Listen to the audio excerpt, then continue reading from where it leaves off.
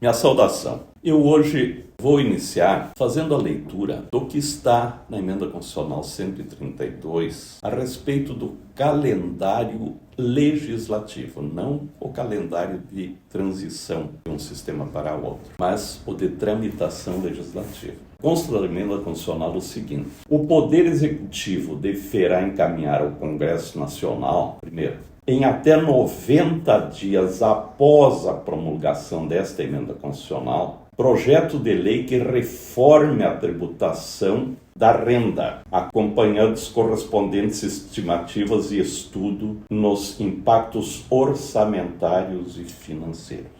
Segundo, em até 180 dias após a promulgação desta emenda constitucional, os projetos de lei referidos nesta emenda constitucional, obviamente os referidos como leis complementares. E terceiro, em até 90 dias após a promulgação desta emenda constitucional, projeto de lei que reforme a tributação da folha de salários. São três situações diferentes. Duas delas com previsão para encaminhamento de projetos em 90 dias. A outra com previsão de encaminhamento em 180 dias. A primeira delas, a referência foi ao imposto de renda. Alguns dirão, mas o que tem a ver imposto de renda com a legislação relativa à reforma tributária? É um tributo que não foi mexido.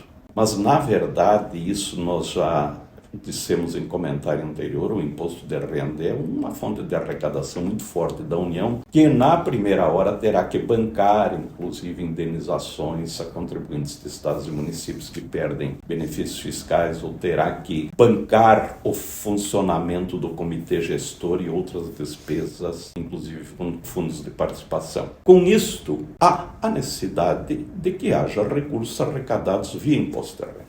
Nós passamos o ano todo assistindo à discussão a respeito do que deveria ser tributado e o que deveria ser isento. E é uma postura muito forte, principalmente do governo, defendendo de que deve haver um aumento da isenção, principalmente para trabalhadores, e a tributação de alguns fatos geradores hoje não incidentes ou isentos, como, por exemplo, os lucros e os dividendos ou outros desta natureza. O ministro Haddad, nesta semana, e nós postamos a matéria no blog, afirmou em reportagem publicada pelo jornal O Globo que neste ano não deve ocorrer a modificação.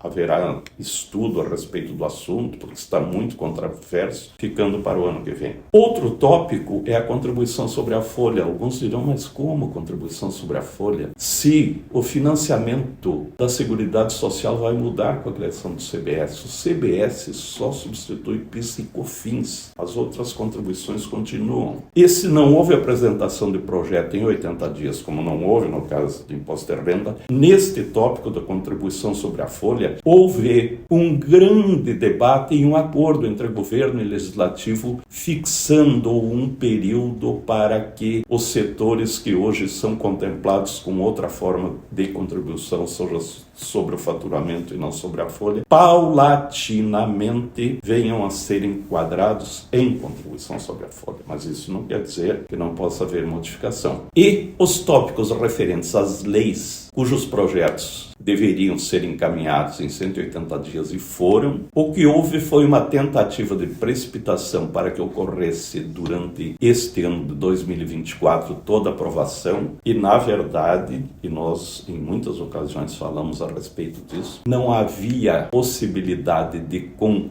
seriedade, aprovar matérias tão importantes. Então, na verdade, o ano de 2025 continuará sendo um ano fundamental neste contexto de cumprimento imediato dos orçamentos, enquanto há transição da reforma tributária, mas também para o arcabouço visando ao futuro da própria reforma. Acho que nós estamos cada vez com mais necessidade de chamarmos atenção para o acompanhamento do que tramitará no ano de 2025. Muito obrigado.